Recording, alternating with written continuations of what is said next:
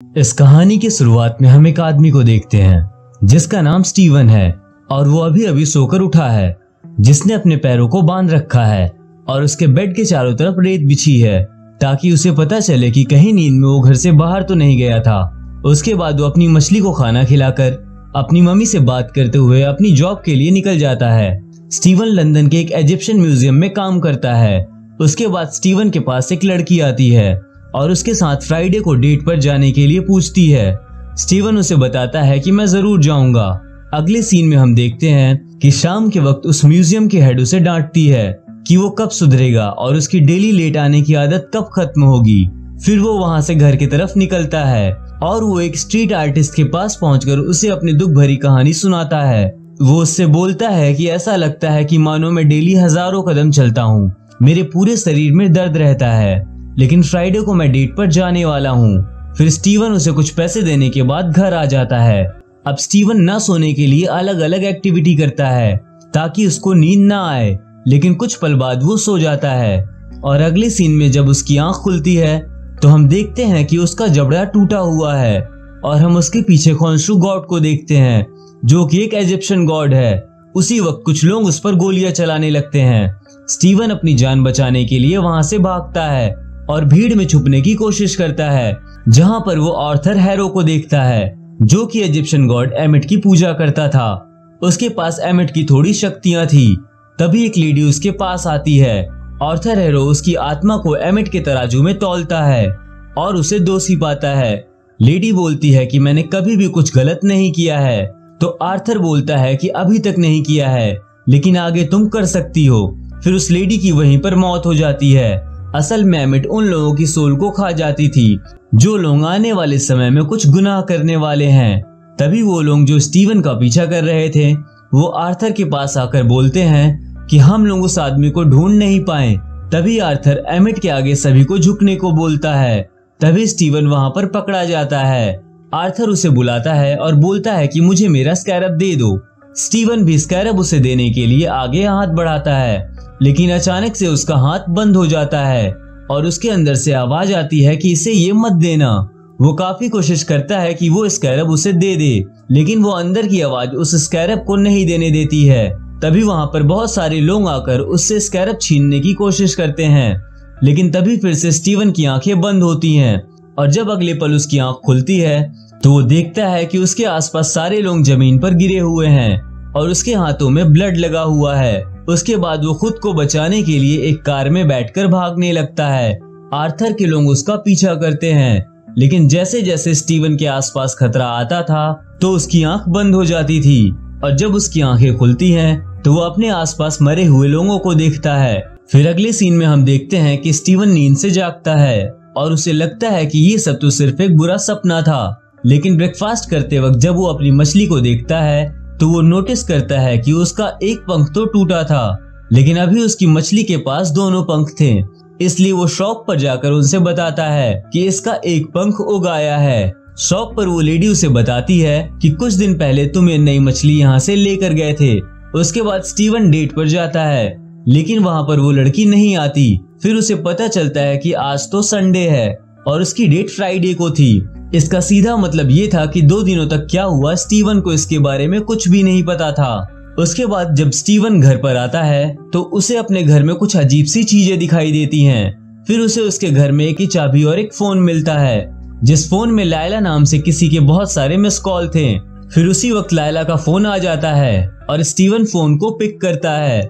दूसरी तरफ से आवाज आती है कि मार्क तुम कहाँ पर हो, मुझे तो लगा कि तुम मारे गए हो। फिर स्टीवन उससे बोलता है कि मैं मार्क नहीं स्टीवन हूँ। उसके बाद लायला फोन को काट देती है। फिर जब स्टीवन बाथरूम जाता है तो देखता है कि सामने शीशे में उसकी परछाई उससे ही बातें कर रही है। ये सब देखकर स्टीवन काफी ज्यादा डर जाता है और घर से बाहर भागने लगता है। वो एक लिफ्ट से नीचे जाने की कोशिश करता है, लेकिन उसे हर तरफ वही इजिप्शियन गॉड खोंसू दिखाई दे रहा था और काफी डरावने तरीके से उसकी तरफ बढ़ रहा था।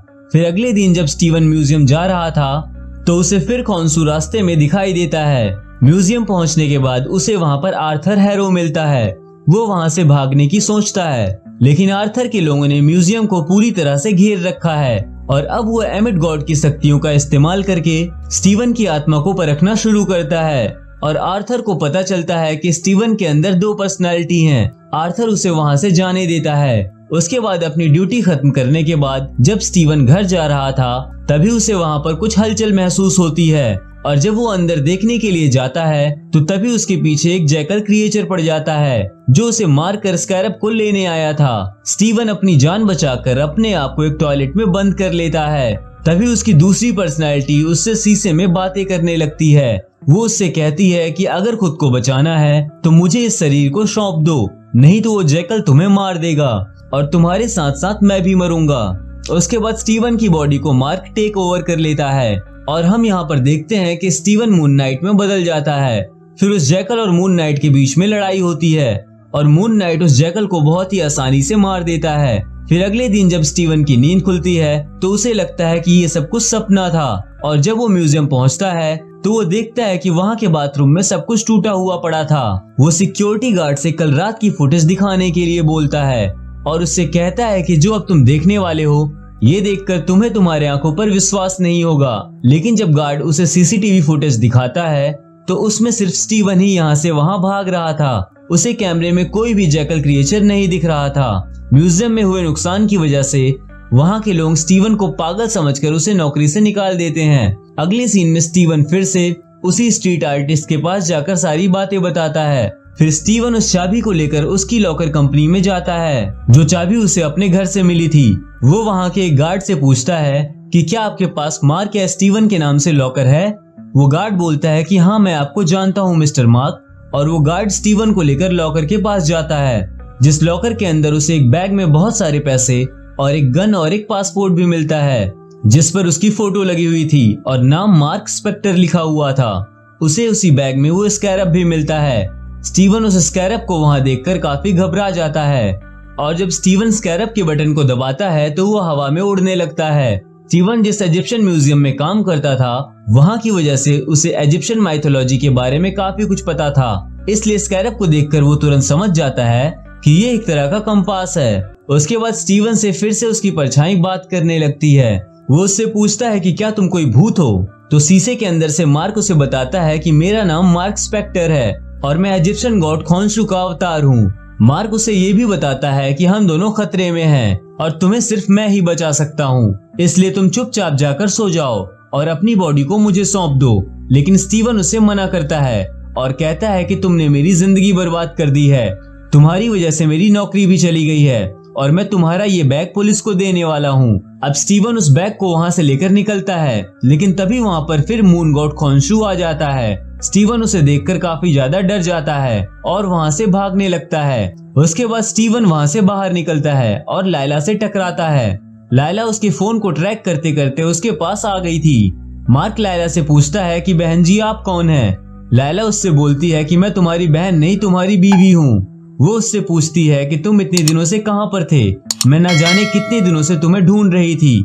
ये सुनकर स्टीवन हिल जाता है। उसके बाद वो दोनों स्टीवन के घर जाते हैं। फिर लायला स्टीवन से कहती है कि मार्क तुम्हें क्या हो गया है। स्टीवन लायला को अपने साथ हो रही चीजों को बताना चाहता था लेकिन मार्क एक शीशे में से उसे बताता है कि ऐसा मत करना, उसे इन सब चीजों के बारे में मत बताना वरना आर्थर हैरो के लोग इसके भी पीछे पड़ जाएंगे।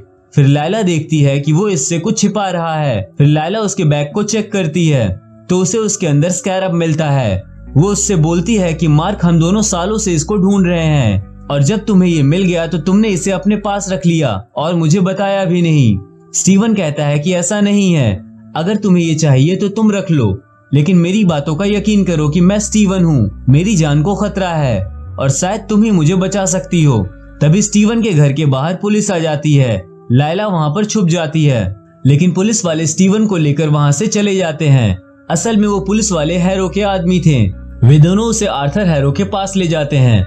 आर्थर हैरो स्टीवन को अपने साथ लेकर जाने लगता है। वहीं पर हम खोंसू को भी देखते हैं। आर्थर उससे कहता है कि एक वक्त था जब मेरे भी हालात तुम्हारे जैसे ही थे। एक टाइम पर मैं भी खोंसू का अवतार रह चुका हूँ। खोंसू सजा उन लोगों को देता है जो लोग गुनाह करते हैं लेकिन एमिट उन लोगों को सजा देती है जो आगे जाकर गुनाह करेंगे।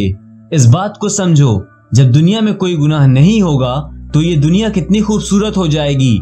इसलिए मुझे उस स्कैरब की जरूरत है ताकि मैं एमिट को आजाद करवा सकूं और फिर हम मिलकर नई दुनिया को बनाएंगे। स्टीवन कहता है कि क्या मगरमच्छ की तरह दिखने वाली गॉड के ऊपर भरोसा करना सही रहेगा? आर्थर, क्या तुमने बंदर और मगरमच्छ की कहानी नहीं सुनी? असल में वो मगरमच्छ उस बंदर का दिल खाने के लिए उससे दोस्ती करती है। वहाँ पर मौजूद सभी लोग एमिट की पूजा करते थे। वे लोग स्टीवन को मारने ही वाले थे, लेकिन तभी लायला वहाँ आकर स्टीवन को भगाकर ले जाने लगती है। हैरो एमिट की शक्तियों का इस्तेमाल करके फिर से एक जैकल क्रिएचर को नर्क से बुलाता है और उसे स्टीवन के पीछे लगा देता है। लायला उससे कहती है कि जल्दी से सूट पहन लो। स्टीवन बोलता है कि कौन सा सूट? लायला बोलती है कि तुम स्टीवन नहीं मार्क हो और तुम्हारे पास सुपर हीरो वाला एक सूट भी है। वहीं पास में स्टीवन की परछाई यानी कि मार्क भी उससे कहता है कि स्टीवन, इस बॉडी का कंट्रोल मुझे दे दो वरना तुम दोनों मारे जाओगे। लेकिन स्टीवन काफी ज्यादा घबरा जाता है। तभी वहां पर वो जैकल भी आ जाता है और स्टीवन को धक्का देता है, जिसकी वजह से स्टीवन बिल्डिंग से नीचे गिर रहा था। तभी जमीन पर गिरने से पहले उसके शरीर पर एक सूट आ जाता है और स्टीवन मिस्टर नाइट में बदल जाता है। ये सब देखकर स्टीवन बहुत ज्यादा एक्साइटेड हो जाता है। वहां पर स्टीवन और जैकल क्रिएचर के बीच में काफी ज्यादा लड़ाई होती है और स्टीवन काफी ज्यादा पिटता भी है। फिर मार्क उससे बोलता है कि अगर जिंदा रहना है तो बॉडी का कंट्रोल मुझे दे दो और फिर स्टीवन भी हाँ बोल देता है। उसके तुरंत बाद मिस्टर नाइट मून नाइट में बदल जाता है और वो जैकल क्रिएचर को लोगों से दूर ले जाने के लिए उसको अपने पीछे पीछे भगाने लगता है। काफी दूर तक जाने के बाद वो आखिरकार उस जैकल को मार देता है, लेकिन लड़ाई के दौरान वो स्कैरब कहीं गिर गया था जो अब हैरो के पास आ गया था। स्टीवन मार्क से बोलता है कि काम खत्म हो चुका है, अब मुझे मेरे शरीर का कंट्रोल वापस चाहिए। लेकिन मार्क उसे मना करता है, तुम्हारी वजह से काफी ज्यादा गड़बड़ हो चुकी है, इसलिए अब तुम शीशे के अंदर ही बंद रहोगे। फिर स्टीवन मार्क से बोलता है कि तुम बहुत ही ज्यादा बुरे हो, तुमने बहुत सारे लोगों को मारा है और अपनी बीवी को भी छोड़ दिया। उसके बाद मार्क गुस्से में आकर उस मिरर को ही तोड़ देता है। तभी वहां पर मून गॉड खॉन्शु आ जाता है और वो मार्क पर गुस्सा करता है क्योंकि स्कैरब अब आर्थर हैरो के पास था। तभी मार्क कहता है कि मैं अब तुम्हारा अवतार बनकर नहीं रह सकता। फिर खॉन्शु कहता है कि अगर तुम नहीं करोगे तो मेरा नया अवतार लायला बनेगी, जो तुम्हें बिल्कुल भी अच्छा नहीं लगेगा। इसके बाद मार्क उसकी बात मान जाता है। अगले सीन में हम देखते हैं कि मार्क इजिप्ट पहुंच चुका है और लायला भी फेक पासपोर्ट बनवाकर इजिप्ट पहुंच जाती है। दूसरी तरफ आर्थर हैरो भी स्कैरब की मदद से एमिट के लोकेशन को ढूंढकर उसकी खुदाई करवाना शुरू करता है। मार्क हैरो का पता लगाने के लिए उसके कुछ आदमियों को पकड़कर उनसे लड़ता है, लेकिन तभी उनसे लड़ते वक्त मार्क की आंखें बंद होती हैं और अगले पल जब उसकी आंखें खुलती हैं तो वो देखता है कि उसने 2 गुंडों को जान से मार दिया है, यानी कि मार्क के शरीर में एक तीसरी पर्सनालिटी भी थी। ये पूरी तरह से अपरिचित वाला सीन है और खॉन्शु के कहने पर वो एक बच्चे को टॉर्चर करता है। वो उस बच्चे को पहाड़ी से नीचे फेंकने की धमकी देने लगता है, लेकिन वो बच्चा एमिट का नाम लेकर खुद ही सुसाइड कर लेता है। काफी कोशिशों के बाद भी मार्क और खॉन्शु को आर्थर हैरो के लोकेशन के बारे में पता नहीं चलता। फिर मार्क खॉन्शु से पूछता है कि अब हम हैरो को कैसे रोकेंगे। फिर वहां पर खॉन्शु बोलता है कि मैं तुम्हारी मदद कर सकता हूँ, लेकिन शायद मुझे इसके लिए एक बड़ी कीमत भी चुकानी पड़ सकती है। इसके बाद खॉन्शु अपनी शक्तियों का इस्तेमाल करके चांद से सूरज को ढक देता है और हर जगह अंधेरा हो जाता है। ये असल में सभी इजिप्शियन गॉड्स के लिए एक इशारा था कि उनके सभी अवतारों को सामने आकर मिलना होगा। दरअसल खॉन्शु सोचता है कि आर्थर भी वहां पर आएगा और वो सभी अवतार को ये बताएगा कि आर्थर हैरो एमिट को रिहा करना चाहता है। फिर मार्क के सामने एक दरवाजा खुलता है और वो उस जगह पर पहुंच जाता है जहां पर इजिप्शियन गॉड की मीटिंग होने वाली है। वहां पर मार्क हेथार की अवतार से मिलता है। जिस तरह से खॉन्शु चांद का देवता था, उसी तरह से हेथार सुर और संगीत की देवी थी। लेकिन ये सारे देवता इतने शक्तिशाली होने के बाद भी पृथ्वी पर नहीं आते थे। ये एक दूसरी दुनिया में रहते थे और धरती पर अपने कामों के लिए ये अपने अवतार चुनते थे।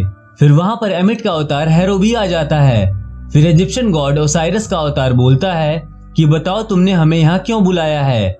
जिस पर खॉन्शु का अवतार बोलता है कि आप हैरो को रोकें और उसे सजा दें, क्योंकि वो एमिट को आजाद करने की तैयारी कर रहा है। तो ओसाइरस उससे सबूत मांगता है, लेकिन उसके पास कोई भी सबूत नहीं था। उसके सबूत न देने की वजह से ओसाइरस का अवतार उसे चेतावनी देता है कि अगर तुमने फिर से आसमान के साथ छेड़छाड़ किया तो हम सभी तुम्हें भी पत्थर में कैद करेंगे। और फिर हैरो वहां से चला जाता है। अब मार्क भी वहां से जाने लगता है। तभी हेथोर की अवतार मार्क को बताती है कि अगर तुम्हें लगता है कि हैरो एमिट को जिंदा करने वाला है तो उसकी मूर्ति के पास तुम्हें पहले पहुंचना होगा। और सैम्फू नाम के एक सिपाही के अलावा कोई नहीं जानता था कि एमिट की मूर्ति को कहां छिपाया गया है। और कुछ टाइम पहले सैम्फू के ताबूत को चुराकर काले बाजार में बेच दिया गया है। और अगर सैम्फू मिल गया तो तुम्हें एमिट की मूर्ति भी मिल जाएगी। अगले सीन में हम देखते हैं कि मार्क ताबूत की तलाश में सड़कों पर घूम रहा था। तभी वहां पर लायला आ जाती है और कहती है कि ताबूत कहां पर है उसे पता है। मार्क उस पर बहुत ज्यादा गुस्सा होता है क्योंकि वह उसके जान को खतरे में नहीं डालना चाहता था। लेकिन लायला कहती है कि मेरे अलावा तुम्हें कोई सैम्फू तक नहीं पहुंचा सकता है। वो उसे अपने साथ अपने पुराने बॉयफ्रेंड मोगाट के पास ले जाती है, जो पुरानी चीजों को कलेक्ट करने का शौक रखता था। उसके पास सैम्फू का ताबूत भी था। मार्क उस ताबूत को देखने के लिए उसके करीब जाता है। उसके बाद स्टीवन उस ताबूत की मिस्ट्री सॉल्व करने में मार्क की मदद करता है। लेकिन तभी हम देखते हैं कि हैरो भी वहां आ चुका है और वो अपने जादू से सैम्फू को तबाह कर देता है ताकि मार्क और लायला पहले एमिट तक ना पहुंच सके। उसके बाद मार्क मून नाइट में बदल जाता है और वहां पर एक लड़ाई शुरू हो जाती है। मार्क लायला को बचाते हुए मोगाट के गुंडों पर हमला करता है। वहां के कई सारे लोग मार्क पर भाले से हमला भी करते हैं, लेकिन मार्क उन सभी को मारता जा रहा था और सूट की वजह से मार्क की चोट खुद से हील भी हो रही थी। और तभी मोगाट लायला को मारने ही वाला था, लेकिन मार्क लायला को बचाते हुए उसे मार देता है। अगले सीन में हम देखते हैं कि मार्क और लायला जले हुए मैप के टुकड़े को लेकर दूसरी जगह पर आते हैं। वहां पर स्टीवन उस मैप को जोड़कर समझने लगता है। वो कहता है कि इस मैप के नक्षत्र 2000 साल पहले बने थे, लेकिन 2000 सालों में तारों ने अपनी जगह बदल ली है। इसे समझने के लिए हमें 2000 साल पीछे जाना होगा। उसके बाद खोंशू भी वहां आता है और स्टीवन से कहता है कि मैं तुम्हें 2000 साल पहले ले जा सकता हूँ, लेकिन ऐसा करने पर बाकी के गॉड्स मुझे पत्थर में बदल देंगे। तो मार्क से कहना कि वो मुझे आकर आजाद करे। और फिर खोंशू और मिस्टर नाइट मिलकर पूरे आसमान को 2000 साल पीछे कर देते हैं। यह नजारा देखने में काफी ज्यादा खूबसूरत था और लायला अब आसमान की मदद से एमिट के लोकेशन को ढूंढ लेती है। दूसरी तरफ हम देखते हैं कि जब खोंशू ने आसमान के साथ छेड़छाड़ किया था, उसकी वजह से सारे इजिप्शियन गॉड्स मिलकर खोंशू को एक मूर्ति में कैद कर लेते हैं। मूर्ति में कैद हो जाने के बाद से मार्क की शक्तियां भी चली जाती है और यहीं पर इस कहानी का पहला पार्ट खत्म होता है। स्क्रीन पर क्लिक करके आप दूसरा पार्ट भी देख सकते हो। और गाइज, आप लोगों में से बहुत सारे लोग मेरी वीडियोस तो देखते हो, लेकिन आप लोगों ने मेरे चैनल को सब्सक्राइब नहीं किया है, तो प्लीज यार मेरे चैनल को सब्सक्राइब जरूर करना। और आपको ये वीडियो कैसी लगी कमेंट में जरूर बताना। अगर पसंद आई है तो लाइक जरूर करना। Thank you for watching.